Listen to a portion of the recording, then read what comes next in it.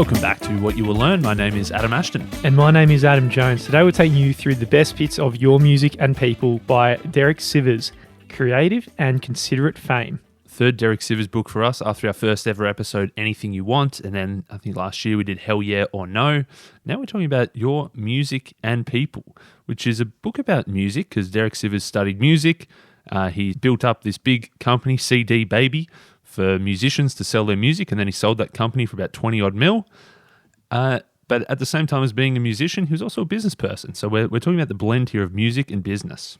So when Sivers was studying as a young lad, he studied music and art at university, and they were forced to take classes in business and marketing. And you could imagine all the artsy students, they found these businessy subjects like a total waste of time. They didn't want to sell out in their careers because they didn't want to treat art as a business. They just wanted to go out there and make art and put it into the world. But Sivers, he started to see a crossover between the world of marketing and the world of making music and art. So this book is specifically about music, and it's about how you can become a musician, how you can write good songs, make good art, how you can get your art out there into the world. So if you want to be a musician, this book's perfect for you. But if you don't want to be a musician, like I'd say 99.5% of people probably don't have that dream anymore, neither of us do, then music is really just a metaphor. These lessons are really about business, it's about marketing, it's really sort of the ground level approach to marketing, and especially starting out like a new sort of solo business, starting it from the ground up.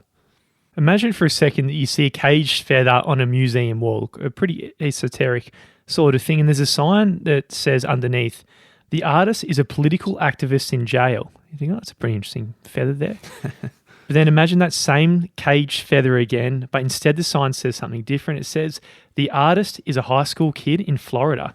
That feather looks pretty shit now, yeah. Yeah. Or imagine that the only way to see it, you crawl through this deep, dark tunnel that opens this door into a room of mirrors where this caged feather is held on by a single thread reflected across all the mirrors.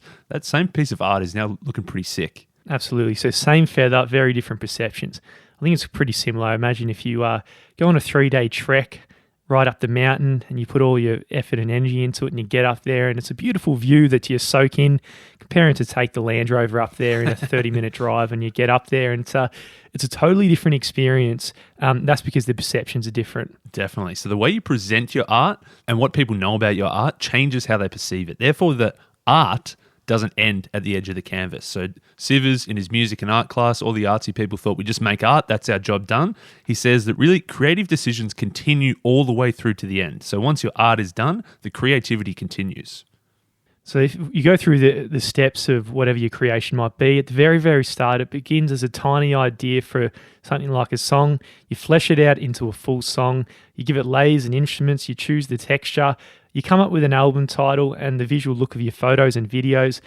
Every step here has been part of the creative expansion for your original idea.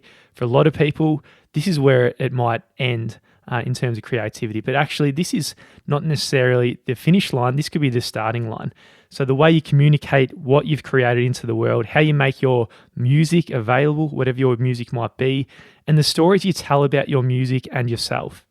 This creativity is all part of the communication. It's a continuation of your creation. It's not just that you've been creative this whole way, now you stop and you just upload it to Spotify and hope someone listens. You got to continue this creativity in your marketing. So marketing is really the final extension of your art. At a musicians gathering in Memphis, Derek Sivers, he met a lot of people complaining that their online distribution platforms weren't earning as much money as they hoped.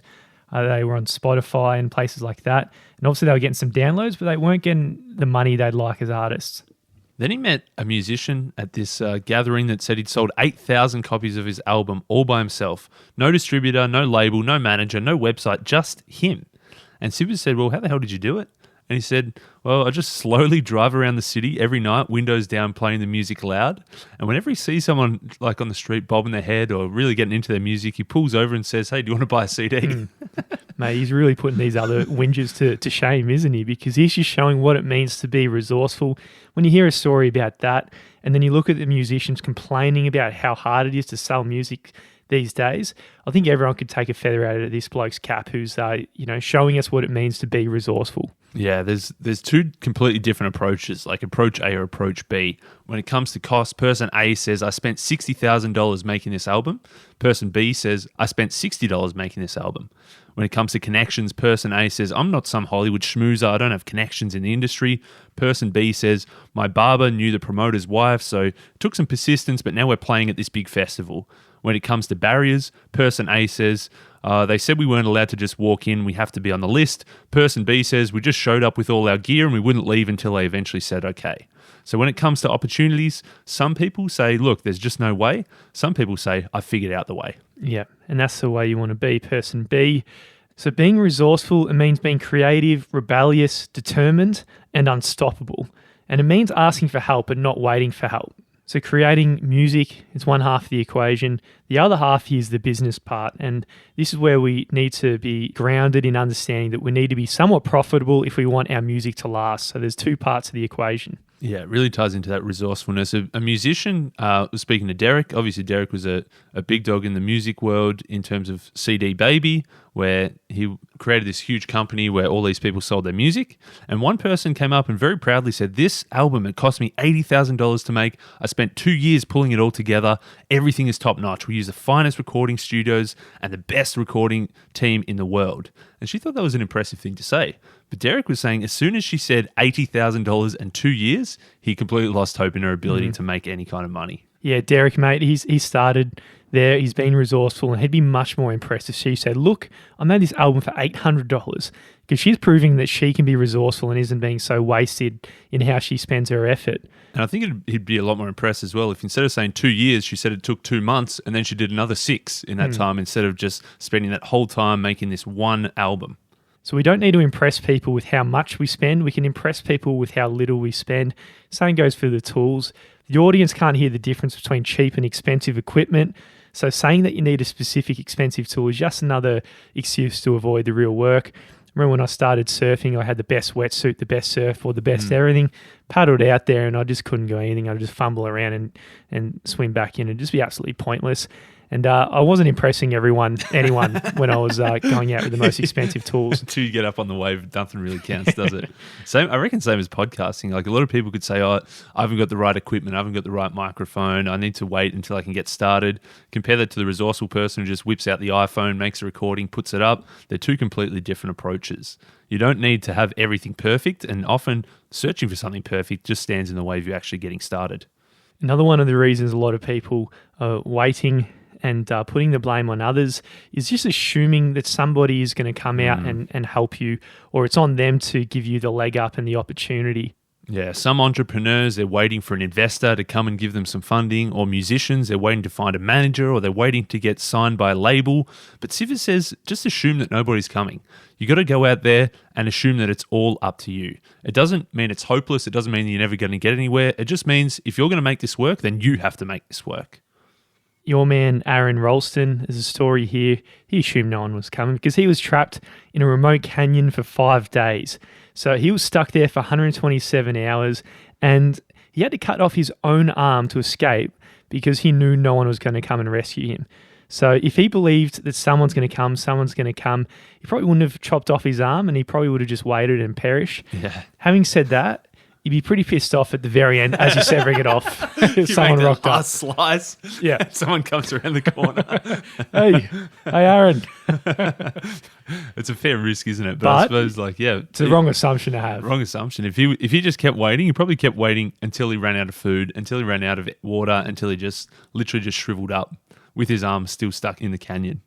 When you assume no one is going to help, you have to use all of your strength and resources. You can't wait because there's nobody to wait for. And this mindset keeps you focused on all the things that you can control and not the outside circumstances. So it's really a form of productive pessimism in a way. Yeah, you're almost expecting the worst, which makes you go out and try to create something good out of it. Of course, it's smart to ask for help when you can. Ask your fans, ask your friends, ask people you know inside the industry. Ask for help, ask for advice, ask for support. But remember that you can't ever count on any of those people to magically do all the work for you or magically introduce you to this one person who's going to save your entire career. You can never count on somebody else to magically do everything for you. I think this is the shift in mindset you need. You go out and do all the work yourself, because then if one day somebody does come along and help, it just amplifies all your efforts. On the radio, your music speaks for itself. People hear the music, they decide if they like it or not. Similarly, in a concert, your music speaks for itself too, because people are hearing your music, they're watching you perform, your music does all the talking. But in pretty much every other situation, unless your music is already in people's ears, your music can't speak for itself, which means you need to do the talking for it.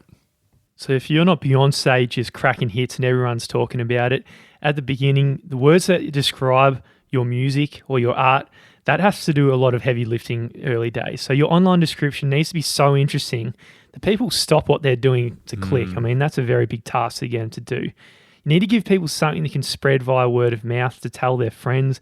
So this description needs to be so memorable that people go and search for you later. And the big wigs in whatever industry it might be, they need to read the written description, and that needs to be so intriguing that they feel that you're worth their time to stop their busy day and go and check you out. Yeah, if we go back to the artsy students at university that Sivers was with, they might say, I've made this awesome song, everybody just should listen to it and they'll be amazed. But of course, nobody's going to do that unless you actually market it properly. So that's where the marketing and the description comes into it. Same goes for, I guess, for a book. You know, if you're already reading the book speaks for itself. But to actually make somebody want to either buy the book or pick up the book and read the book, it needs to have this compelling description. Same for like a chef. You know, if you're eating the food, it tastes delicious. But to actually get someone to go into that restaurant and buy that food, you need to have some way of describing it that compels them to take action.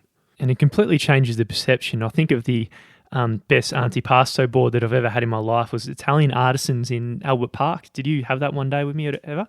No, but you've told me about it 12 times. Have I? Yeah. Well, there you go. There you go. I'm telling you about it again because they made it easy enough and intriguing enough to bring it up 12 times. But they described every single element on that board, and each had such a compelling story behind it. It wasn't just a piece of cheese. All of a sudden, you're having this succulent thing made in Italy, and you know,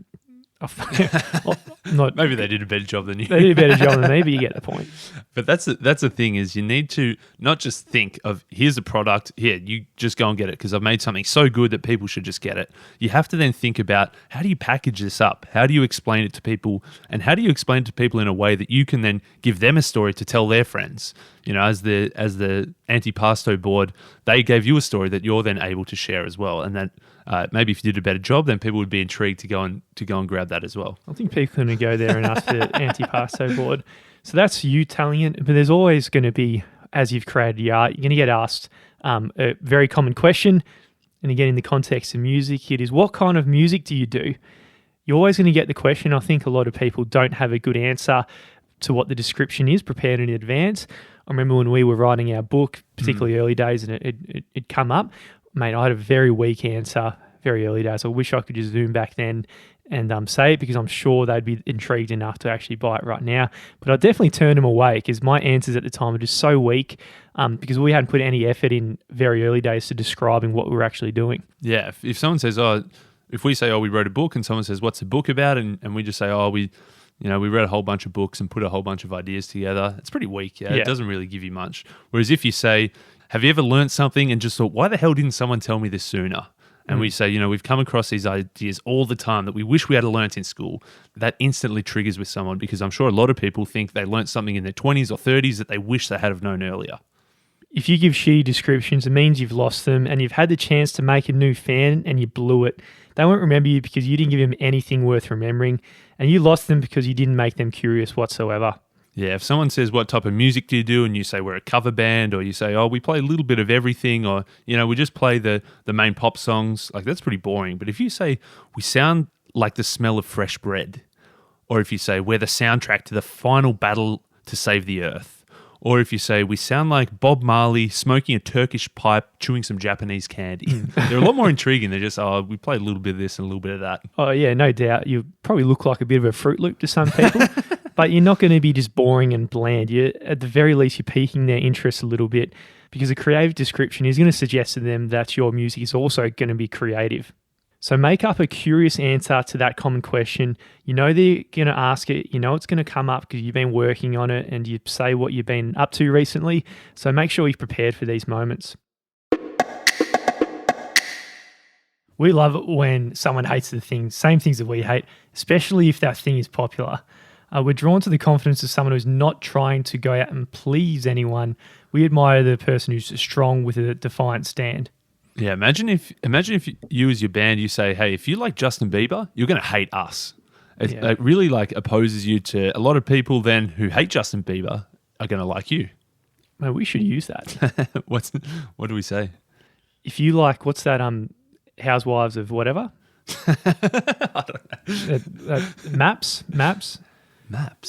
Marriage at First Sight. That's what I'm thinking. Maps. If you love Marriage at First Sight, then you're gonna hate our book. We should use that.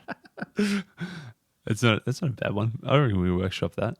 So all to say, most musicians and artists and creators are just trying to go out there and please everyone. So when you're not trying to please everyone, it suggests that you've got the talent to back up some of your confidence. You can be the doorman of, say, your exclusive club, and maybe you refuse anyone who is over 30 years old or under 50.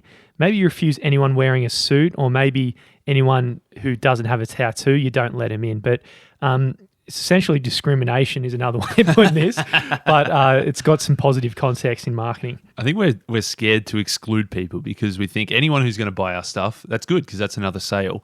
But if you try to please everyone, you end up pleasing no one. So it's better to actually consciously exclude specific people because that makes the people you do include feel more included. Even if you exclude 99% of people who could possibly buy your stuff, 1% is still a massive market. 1% of the world population is like 75 million people. So if you boiled it down to even 0.1% and you can exclude 99.9% of people, that 0.1% is going to be extremely enthusiastic audience for you to sell to. The world's attention is a big squishy pile of apathy, right? Everyone's just walking around, just apathetic, and you need to cut through it and reach them like a sharp knife. So if you're going to call attention to whatever you're doing, you need to cut through all the muck and all the crap that's out there. And the problem is if you're well-rounded or you're trying to be a well-rounded person who's trying to please everyone, you're not going to be able to cut through anything. You're using a little butter knife to cut through a heavy, thick steak. So you need to be sharply defined like a knife is. Here's a blunt knife. Here's a horrendous example. You got someone whose name's Mary. You put in an album. It's called My Songs by Mary. Oof. And the album cover is your face. And the music is, it's great quality, good songs about your life, good stuff. But then when someone asks you, what's your music about? You say, I do a little bit of everything. I play all styles. That's a shocking knife.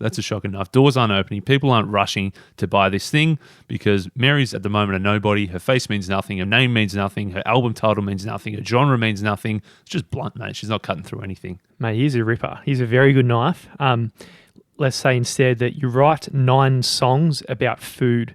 And you put out an album called Sushi, Souffle, and 7 other songs about food. So you're on super niche here. And you recorded all the vocals in the kitchen. And your backstory is you quit cooking school to be a musician.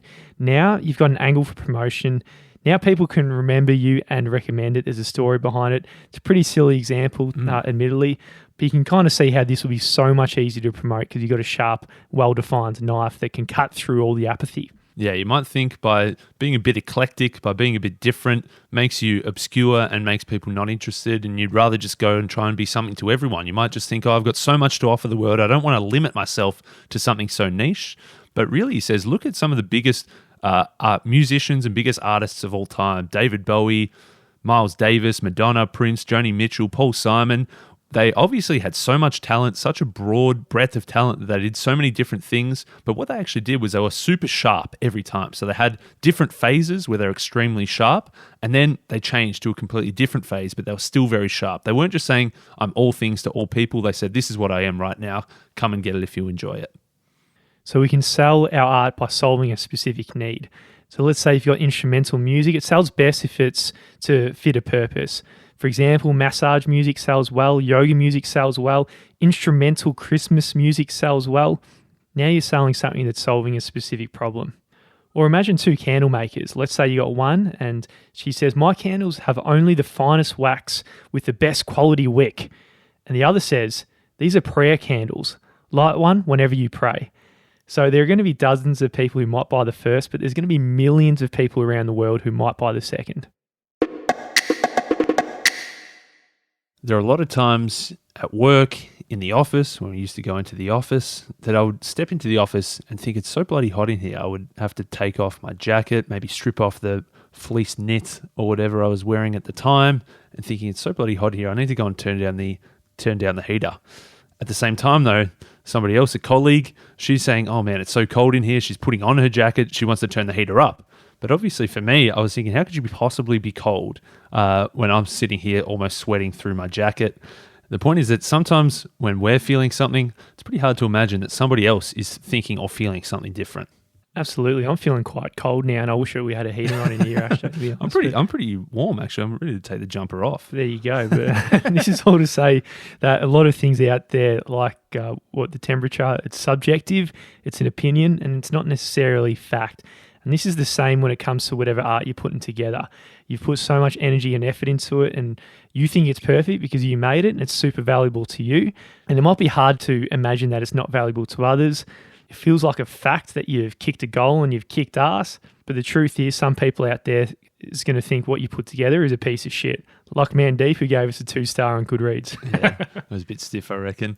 But we'll hang some more shit on those artsy students who are making their music. They just create something. They think it's God's gift. They think everybody's going to love this thing. They put it out there and they wonder why people aren't buying this because it's so magical and so amazing.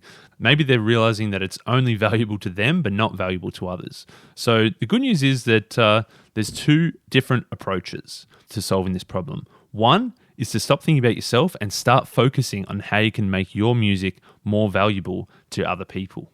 As I was saying, art doesn't end at the edge of the canvas. Keep your creativity going. Constantly ask, how can I add more value to your audience? And you might come up with a range of different ideas on how you can make it better based on feedback from your audience. And if you do this repeatedly, get feedback, make some tweaks, make some changes, pay attention to the feedback, you're going to become more valuable over time. So that's solution 1, is focusing on making it more valuable to others. Or solution 2 is to stop expecting it to be valuable to others. Just realize that you're doing it just for you and not for others. Like, go and get your money elsewhere, work a part-time job and just create your music or create your art or create your business as something that you enjoy. Sivers says here, sex with his girlfriend is very valuable to him and to her, hopefully. But luckily, he's not trying to make it valuable to other people. So the other solution is just to realize that, hey, this is just for you. And then maybe it's not going to be valuable to others. So you can stop worrying about that altogether.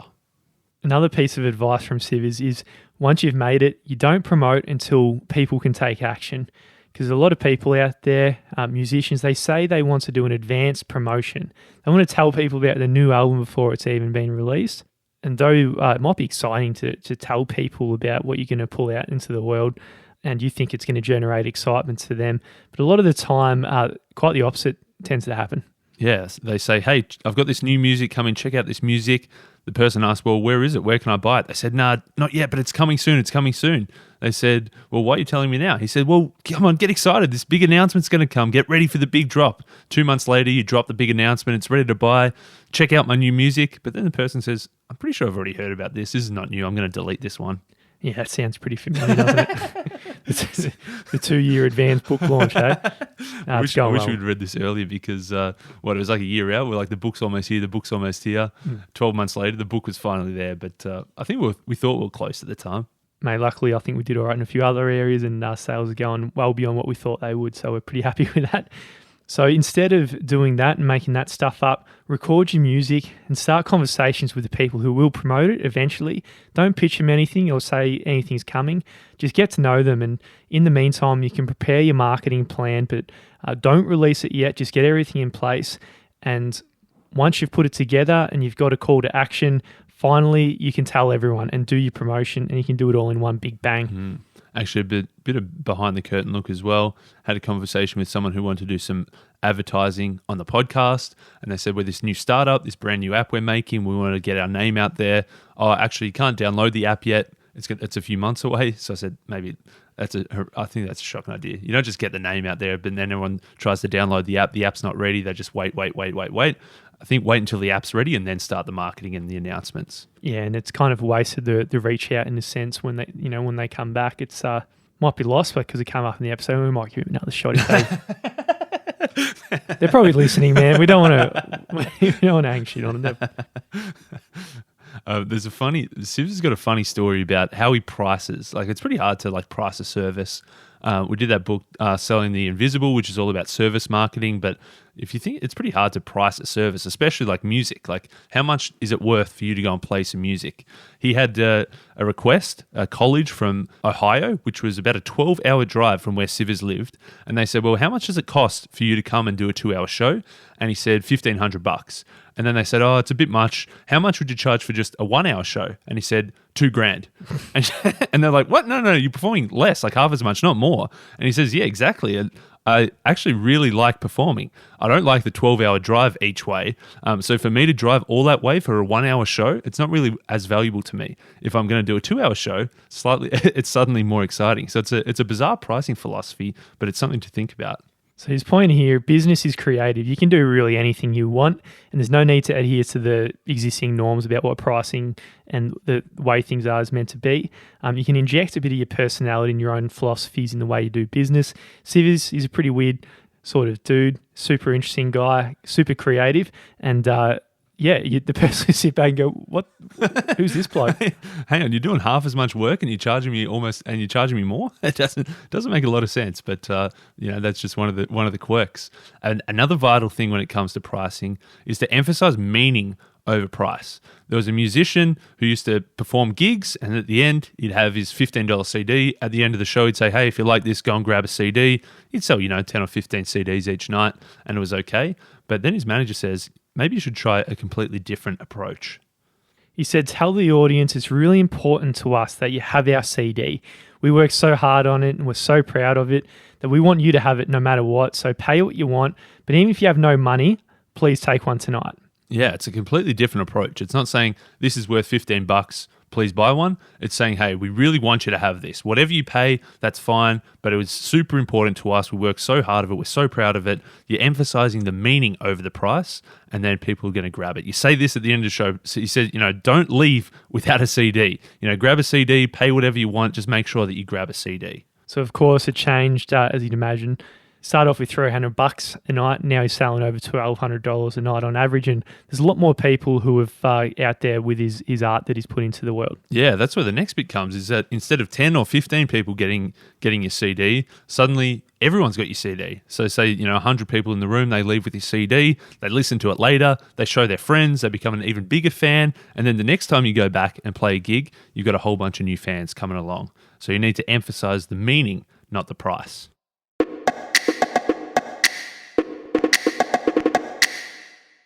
Often if there was a new act creating a new album and wanting to get onto CD Baby for the very first time, they would often call up Derek or call up customer service and ask, how much does the average artist on CD Baby sell? And often the easy way to do it is they'd say, there's been $85 million worth of sales through the website. There's 250,000 artists available. So on average, that's like $340 per album. But those numbers, those averages, it's not really telling the full picture, because there was actually two completely different approaches to selling CDs that had two completely different results. So some of these artists in the talent pool releasing their music and whatever they'd made so far, for them, they might have been just at the starting line in the race. They've made their music and then the gun goes off. They work it. They spend hours a day pushing, promoting and selling, reaching new people in any way they possibly can. For those types who thought they were just starting, the average income through one little store was $5,000 and 50 of them were making $100,000 each. Yeah, so that first approach is like making the music is like the training, like the Olympics. You trained for 4 years. You're ready when the gun goes off. That race is the marketing. So you're at the starting line, not the finishing line. But then the other type of artist, they saw it as a finishing line. They saw the race was actually making the music and now putting it out into the world. That's the finish line. They've got to the end. They just put it up there and hope somebody's going to buy it. They don't do any more work after that. They finish their race. For those types of people, the average income was $20. And that's probably, they bought a copy, their mum bought a copy, and that's where it ended. Yeah, that's it. So, the question, like how much does the average person make? It depends on the person, the mindset and the approach they're taking. So this is the best predictor about how far you're going to go with whatever you're making. And that's the answer to the question, where are you? Are you at the starting line or the finishing line of your race?